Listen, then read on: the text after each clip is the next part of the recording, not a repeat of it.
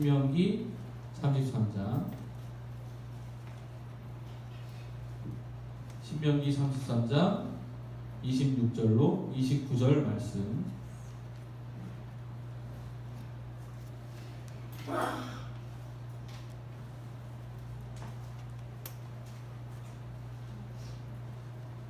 신명기 33장 26에서 29절 말씀입니다. 구약성경 318페이지 신명기 33장 26에서 29절을 다 함께 한 목소리로 함께 읽겠습니다. 시작. 여수르니여 하나님 같은 이가 없도다. 그가 너를 도우시려고 하늘을 타고 공창에서 위엄을 나타내시는도다.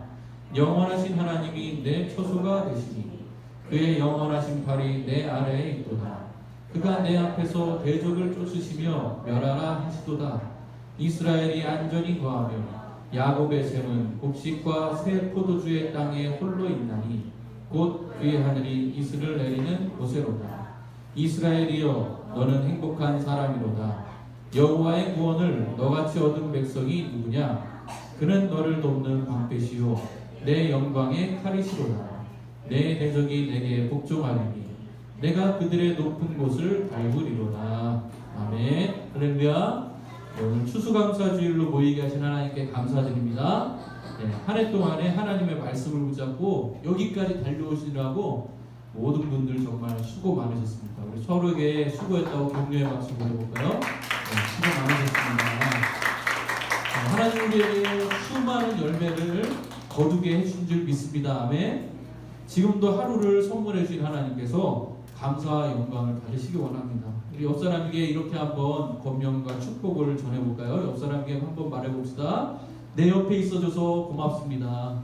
내 옆에 있어줘서 고맙습니다. 고맙습니다. 한 번만 더 이렇게 인사해볼까요?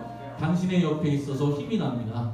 당신의 옆에 있어서 힘이 납니다. 네, 힘이 납니다. 아멘.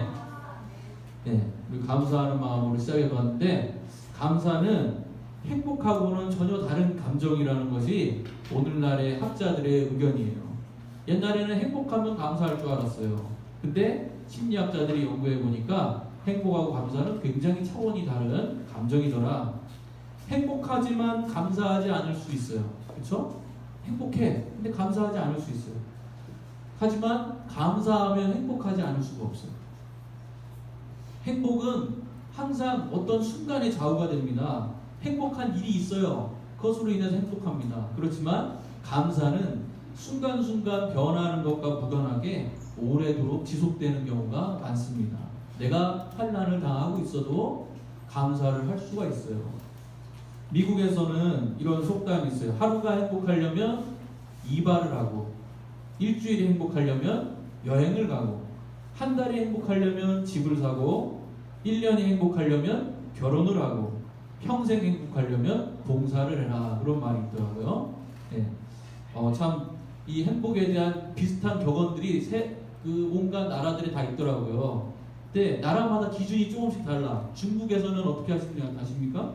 중국에서는 평생 행복하려면 정원사가 되라는 말이 있대요. 네.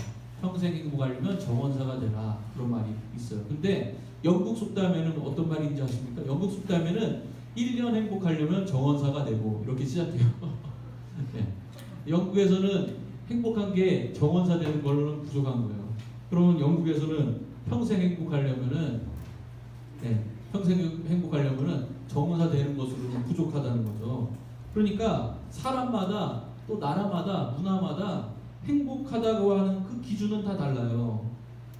그렇게 다른데 감사하는 건 어떨까요? 감사하는 거는 그 기준과 상관없이 감사를 할 수 있게 되는 거죠.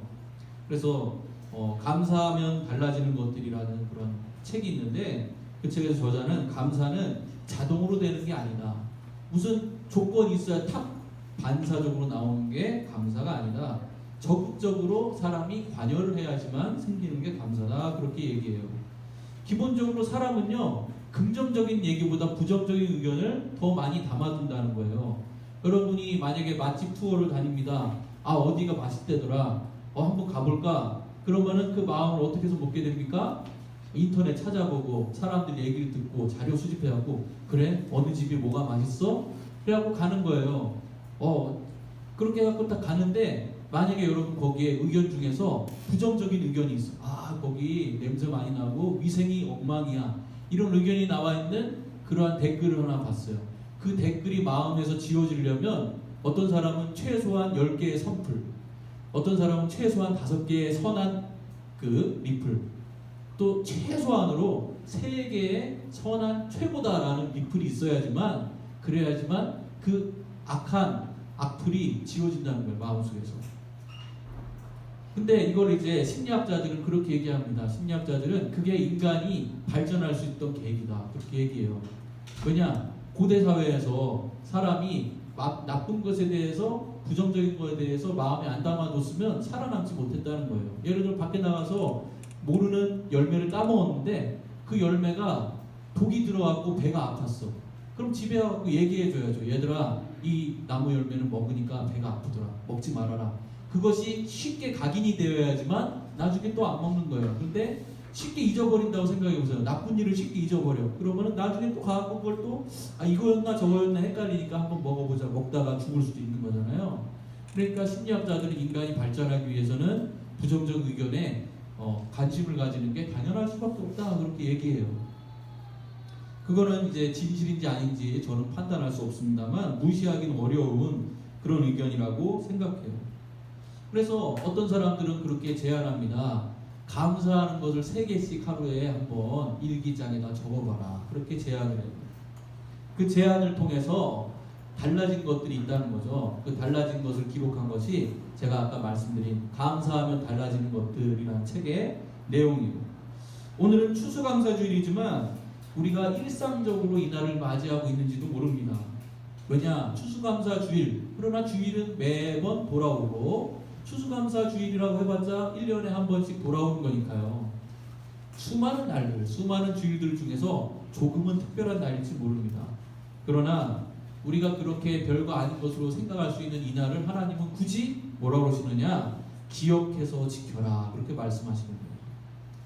이 구약에 나오는 추수감사절에 대비되는 날이 바로 수장절, 장막절이라고 부르는 날인데, 그날을 하나님께서는 안식일과 더불어 3대 절기로 얘기하시면서 너희는 이 날을 기억해라, 그렇게 말씀하셨다고요. 그래서 우리가 오늘 특별한 꽃꽂이나 이 앞에 나와 있는 과일 데코레이션 또는 특별한 음식을 먹고 나누는 것, 예배를 위해서 준비하는 것들을 그렇게 하는 거죠. 왜 그럴까요? 감사를 표현하는 겁니다. 감사를 표현하는 거예요. 어떻게 보면은 이런 생각할 수 있어요. 감사는 마음으로 표현만 하면 되는 거지 굳이 그거를 밖으로까지 표현해야 될까, 그런 생각을 가질 수 있지만 하나님은 예배에 있어서 가장 중요한 그러한 준비가 감사라는 것을, 그것을 표현하는 것이라는 걸 말씀하시면서 시편 50편에 이런 말씀을 주시죠. 시편 50편 23절에 보면 감사로 제사를 드리는 자가 나를 영화롭게 하나니 그 행위를 옳게 하는 자에게 내가 하나님의 구원을 보이리라, 그렇게 말씀하셔요. 오늘 그래서 저는 여러분에게 다시 한번 권면합니다. 하나님께 감사로 나아가시는 그러한 삶을 사시기를 주님의 이름으로 축복합니다. 감사로 나아가야 될 이유가 그럼 우리에게 무엇이 있을까요? 우선 오늘 본문 말씀에 보니까 하나님은 우리를 부르시는 그 음성에서 이유를 찾을 수 있어요. 하나님은 우리를 뭐라고 부르시느냐? 첫 구절에 여수른이여 이렇게 부르세요. 여수른. 이 명칭은 모세의 입을 빌려서 하나님께서 이스라엘을 부르시는 그 명칭인데 우리 말로 번역하자면 사랑받는 자요, 이런 뜻이에요. 사랑받는 자. 여수른이여. 놀라운 것은요, 이 명칭이 이 이스라엘이라는 이름만큼이나 놀라운 명칭이라는 거예요. 그리고 이 명칭이요, 신약에도 이어진다는 사실을 여러분 아십니까? 신약의 여수른이라는 명칭이 어디 나올까요? 어디 나오는지 혹시 기억하시는 분 있습니까? 사랑받는 자? 어디 나옵니까? 요한복음에 사도 요한이 자기를 일컬을 때 주의 사랑하시는 제자가 이렇게 얘기하고, 영어 성경으로 보면은 beloved disciple 이렇게 나와요. 그러니까 사랑받는 자라는 그 명칭을 하나님은 우리 예수를 믿는 모든 사람에게 주신 명칭이라는 것을, 시대를 초월해서 주신 명칭이라는 걸 알 수 있어요. 이 여술이라는 명칭이 너무나도 놀라운 명칭이에요. 왜냐? 우리가 자식을 보면 알 수 있어요. 자녀하고 부모하고 의견이 나눠져서 다툴 때가 있어요. 그리고 그 자녀의 말을 들어줄 때가 있습니다. 근데 자녀의 말을 들어준다고 해서 부모가 에이 다시는 이 녀석하고 좋은 관계를 맺지 말아야겠다 이러지 않죠. 왜? 부모니까요. 그러니까 자식이 부모에게 여러 가지 애걸복걸해서 한 가지 부탁을 해서 들어줬다고 하더라도 부모는 그것으로 인해서 손해를 본다 하더라도 자식을 사랑하는 마음은 끊어지지 않는 거예요. 여수른이란 말은 그러한 애정이 들어간 말입니다. 너무 사랑스럽기 때문에 사랑하는 자, 사랑받을 자요 이렇게 얘기한 게 아니에요. 사실상 그냥 공과 과로 따져봤을 때는 과가 훨씬 많은 게 이스라엘이기 때문에 이스라엘을 사랑하시기 위해는 너무나도 부족한 게 많죠. 그런데 하나님은 그럼에도 불구하고 여수르나 이렇게 부르신다는 거예요. 여러분도 마찬가지입니다. 여러분의 모양이 어떠하든 세상은 야 너 그거밖에 안 돼? 야 넌 그거밖에 안 되면은 사랑받을 자격이 없다. 이렇게 얘기합니다. 넌 그거밖에 안 돼? 그거밖에 안 하니까 실패하는 거야. 그거밖에 안 되니까 성과가 없는 거야. 열매가 없는 거야. 이렇게 얘기합니다. 그러나 하나님은 우리한테 뭐라고 하신다고요? 그런 모든 조건과 상관없이 너 나의 사랑을 받을 존재야. 이렇게 부르신다는 거예요. 얼마나 감사할 이유입니까? 여러분 감사하시면 아멘 하시기 바랍니다. 여수르라는 명칭에 맞게 이스라엘 행동을 했다면 더 좋았겠지만 그러지 못했음에도 불구하고 하나님은 여수르나 이렇게 부르신다는 거예요. 두 번째 감사할 이유는 모세가 또 이렇게 얘기하죠. 우리의 영원한 처소가 되신다. 하나님 우리의 영원한 처소라고 얘기하십니다. 오늘 본문에 27절 말씀에 영원하신 하나님이 내 처소가 되시니 이렇게 얘기합니다. 모세의 이 고백은요 시편 90편과 91편에도 나와요. 모세의 시라고 잘 알려져 있는 시편 90편과 91편에서도 하나님이 우리의 영원한 거처다라고 거처라는 말을 굳이 집어넣어서 하나님을 표현합니다. 다윗은 어떤 고백을 합니까? 하나님은 나의 방패십니다. 하나님은 나의 요새십니다. 이런 표현을 했는데 모세는 하나님이 나의 집이에요. 이런 얘기를 해요. 이게 얼마나 감동적인 얘기인지 모릅니다. 여러분. 왜 그럴까요? 모세는 평생 어떤 사람이었어요? 거주지가 없던 사람입니다. 돌아갈 고향이 없던 사람이에요. 모세가 의식이 있었어. 생각이 생겼어. 뭐 아마 초등학생 때쯤에 생각이 생겼다고 쳐봅시다. 그때 모세는 어떤 상태였습니까? 애굽의 궁궐에 살았어요. 애굽의 궁궐에 살면 굉장히 유복한 가정 아닙니까? 아니에요. 왜? 그때 알았어요. 자기는 이집트 황실 사람이 아니라는 거 알았어요. 자기의 가족들은 어떤 사람이라는 거 알았어요? 이집트가 그렇게 구박하는 저 노예들, 이스라엘 히브리인이라고 손가락질 당한 저 노예들이 바로 내 민족이라는 걸 알았어요. 그래서 황실에 살았지만 행복하지 않았습니다. 황실에 살지만 항상 마음속에는 내가 돌아갈 곳을 찾아내는 너무나 방랑하는 마음이었어요. 그래서 40년 동안 고민하고 자기 세력을 키웠을 거예요. 성경에 나오지 않지만 그렇게 준비하던 것이 어느 날 터졌어요. 살인자라는 누명은 아니지만 살인자라는 그 하나의 그 과실 때문에 완전히 쫓겨나게 되는 안타까운 일을 맞이하게 됩니다. 당시 이 애굽의 법에 대해서 연구한 사람들은요 그걸 굉장히 이상하게 생각하더라고요. 모세가 살인을 해서 도망쳤다는 것은 말이 안 된다는 거예요. 모세가 어쨌든 저쨌든 그 애굽 황실의 공주의 양 아들이었고 그러니까 황실 사람이고 그리고 권한이 있는데 사람 하나 죽이는 거는 그 당시에 그렇게 큰 죄가 아니라는 거예요. 더군다나 황실 사람 죽이는 건 별게 아니라는 거예요. 그런데 왜 쫓겨났을까 생각해보면 자세하게 나와 있지 않지만 정치적인 세력 암권 다툼 때문이었을 거다 생각하는 거예요. 그러니까 모세가 40세에 쫓겨난 거는요 독립을 위해서 수고하던 그 모든 것들 자기 거처를 쟁취하기 위해 노력했던 한 방랑자의 노력이 한순간 수포로 돌아가는 순간이었던 거죠. 그래서 쫓겨나서 광야로 갔습니다. 광야에서 우연찮게 미디안 여자들을 구해주고 미디안 족속에 편입해서 그 사람들하고 살고 결혼하고 지냈습니다. 하지만 그는 미디안 사람이 아니에요. 그래서 광야에서 40년을 더 보내면서도 어떤 상태를 보내는 거예요? 집이 없는 서름 가운데 사는 겁니다. 처가살이 하기. 집이 없어. 그 상태에서 또다시 40년을 보냈어요. 그런데 하나님이 부르십니다. 드디어 내가 집이 생길 수 있겠구나. 하나님 부르셔서 이스라엘을 드디어 자기가 원하는 것처럼 이집트에서 건져내셨어요. 그리고 1년 반, 2년 가까이 됐을 때 드디어 하나님 약속하신 땅 가나안 앞에 돌아갔습니다. 하나님 근데 안타깝게 거기에 갔던 정탐꾼들이 돌아와서 하는 얘기를 듣고 하나님이 분노하셔서 40년 동안 너네는 그 땅을 못 밟을 거야. 그 사이에 너네 1세대는 다 죽어 그랬어요. 그리고 거기에 포함되지 않았으려 생각했던 모세도 중간에 하나님 앞에 실수함으로써 하나님께서 너는 똑같이 저 땅에는 들어가지 못할 거야 라는 안타까운 상황이 되었어요. 그러니까 120년을 살았는데도 모세는 자기 집이 없던 사람이에요.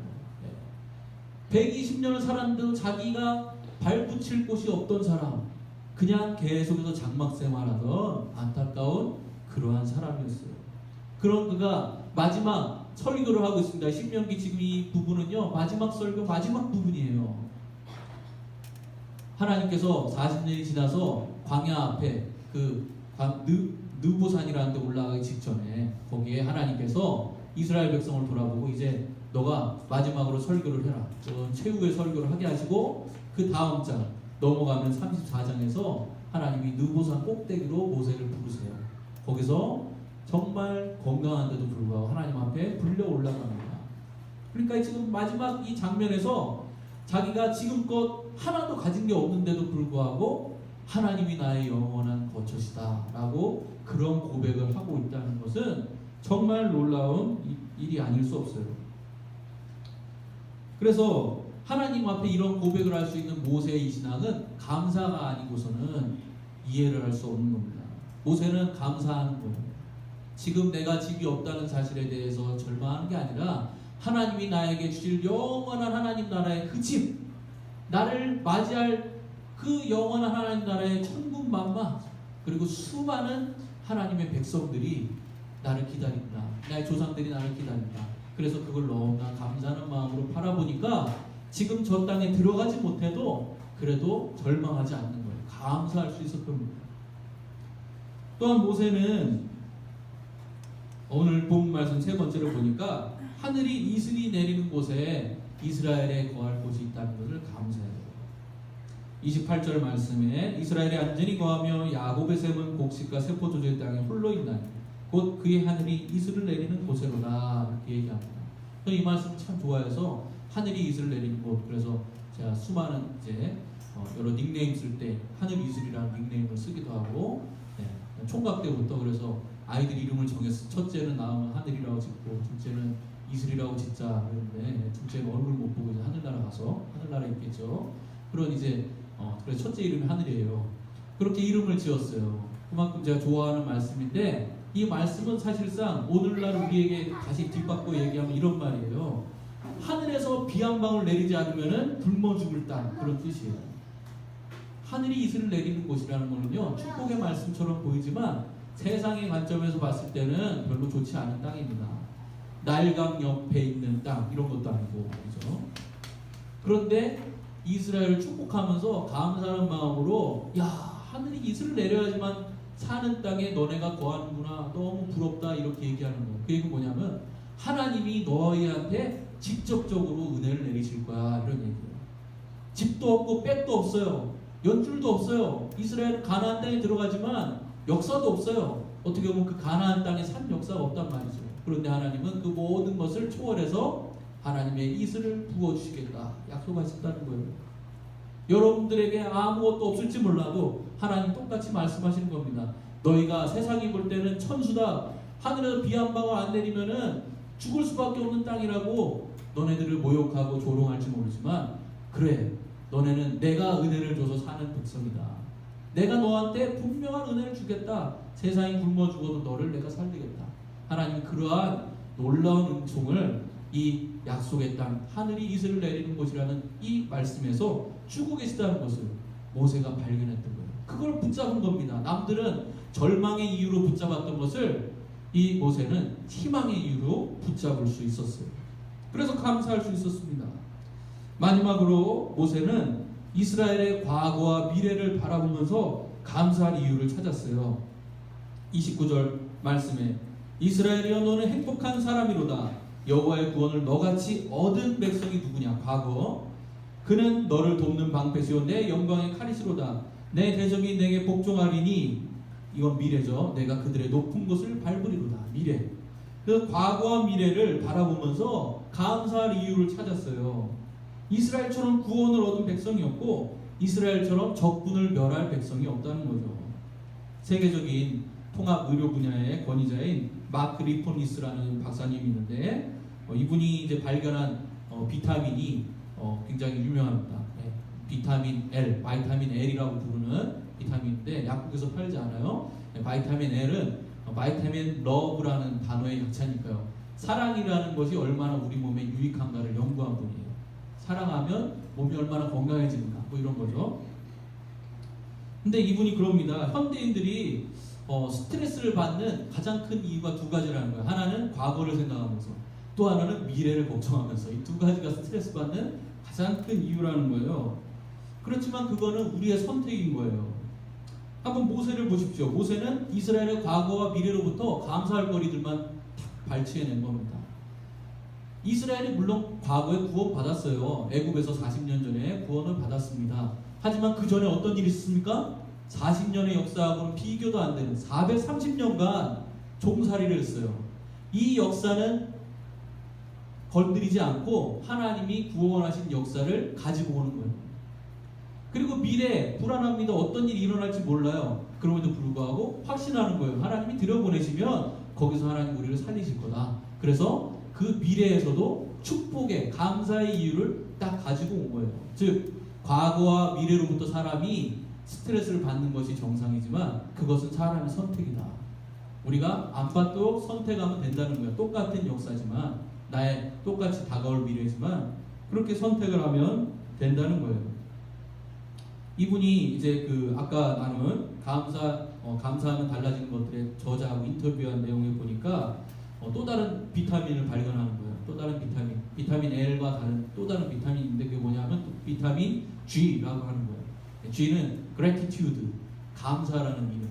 감사도 비타민이라는 거예요. 감사하면 우리 몸이 왜 그렇게 좋아지느냐? 사실상 오늘날 현대인들이 가장 많이 죽는 이유가 무엇이냐? 옛날에는 암에 걸려서 또 폐렴에 걸려서, 그래서 암과 폐렴의 이유가 뭔가 살펴보니까 염증 때문이라는 거예요.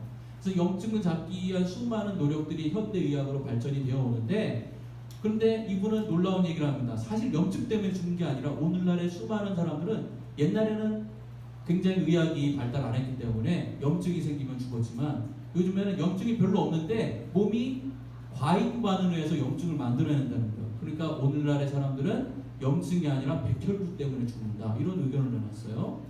우리 몸에 염증이 생기면 몸에 신호를 보냅니다. 야, 백혈구, 지금 몸에 염증이 생겼으니까 한번 순찰을 돌아라. 순찰 돌다가 염증이 생긴 것 같은 부위에 갖고 공격을 하는 거예요. 근데 이 백혈구는 우리 몸에 돌아다니는 수많은 단백질 덩어리, 펩티드라고 하는 단백질 덩어리로부터 정보를 받는다는 거예요. 그 펩티드에 뭐가 담겨 있냐면 감정이 담겨 있대요. 그래서 우리 몸이 위기가 다가오는 순간 우리 몸이 아프다는 그 신호가 이 펩티드에 딱 걸쳐져 가지고 온몸의 피를 통해서 막 흘러요. 그럼 그 펩티드를 백혈구가 만나면 접촉해 가지고 거기서 감정을 딱 읽어내는 거예요. 아, 우리 몸이 불안해하는구나. 어디에 지금 불안감이 고조되어 있구나. 머리 쪽으로 가봐야겠다. 아, 뇌 쪽으로, 아니 심장으로 가봐야겠다. 그리고 그쪽으로 가가지고 이렇게 둘러보는 거예요. 근데 문제는 우리가 아무 일도 없는데 불구하고 그런 신호를 자꾸 보낸다는 거예요. 스트레스 때문에 그런 신호를 보내. 그러면은 그것 때문에 우리 몸이 신호를 보낸 것 때문에 백혈구가 과잉 반응해갖고 우리 몸에 나타나요. 막 돌다가 아무 일도 없는데 그냥 가는 게 아니라 할 일은 하고 가야지. 그러고 염증이 없지만 좀 약해 보이는 거 가서 염증의 흔적을 남기고 간다는 거예요. 그러니까 염증이 없었지만 백혈구 때문에 염증이 생기는 거예요. 스트레스가 쌓이면 병이 되는 이유가 거기에 있다는 겁니다. 그래서 이분이 얘기하는 거는 이 스트레스를 받지 않아야 되는데, 놀라운 거는 똑같이 펩티드를 통해서 수많은 감정이 전달되는데 그 중에 하나가 감사라는 거예요. 감사하는 감정도 이 펩티드를 통해 가지고 우리 몸에서 백혈구한테 전달이 된대요. 그럼 어떤 일이 일어나냐? 다른 감정이 전달됐을 때는 이제 그 백혈구가 막 돌아다니면 순찰하고 뜯어먹고 이러지만, 그게 아니라 감사라는 것이 딱 전달되면은 안정감. 결국가 오늘은 좀 내가 하루 쉬어도 되겠네. 놀자. 그렇게 된다는 거죠. 그래갖고 우리 몸이 정상을 찾아가는 안정을 시켜주는 역할. 그래서 비타민 G, 감사라는 비타민이라고 그렇게 얘기를 한다는 거예요. 감사는 이처럼 부정적인 감정을 해독하는 해독제 역할을 한다는 겁니다. 감사하는 마음을 가지면 백혈구의 개수가 줄어들면서 염증성 분자의 수도 줄어들다는 그러한 연구 결과가 나오는 거예요. 그러면서 기분이 좋아진다는 거예요. 네, 감사는 우리가 과잉 반응하지 않도록 도와주는 놀라운 효과를 일으킨다는 겁니다. 그래서 최고의 비타민이라는 거예요. 사랑하는 성도 여러분, 행복하기 위해서만 살아가는 사람은 결코 오래 갈 수 없습니다. 행복은 늘 염려와 불안의 밭에서 떨고 있기 때문입니다. 그러나 감사는 돌밭을 뚫고 들어가요. 그래서 저 깊은 곳까지 뿌리를 내려서 결국엔 마르지 않는 샘물을 발견합니다. 그리고 마르지 않는 시냇가에 심겨진 나무처럼 자라는 거예요. 사랑하는 성도 여러분, 그래서 여러분에게 권면합니다. 여러분은 행복한 사람이 되시기 전에 감사하는 사람이 되시기를 바랍니다. 행복한 사람은 감사할 제목을 찾는 순간 오늘 본문의 마지막 구절처럼 이미 행복이 이루어지는 놀라운 후수적인 결과를 얻는 사람이 행복한 사람입니다. 우리 오늘 말씀의 마지막 구절을 함께 한번 읽어볼까요? 29절 말씀 다시 한번 읽어봅니다. 시작. 이스라엘이여, 너는 행복한 사람이로다. 여호와의 구원을 너같이 얻은 백성이 누구냐? 그는 너를 돕는 방패시요 내 영광의 칼이시로다. 내 대적이 내게 복종하려니 내가 그들의 높은 곳을 밟으리로다. 아멘. 우리 말씀처럼 하나님 앞에 감사하는 마음으로 행복을 얻어가시기를 주의 이름으로 축복합니다.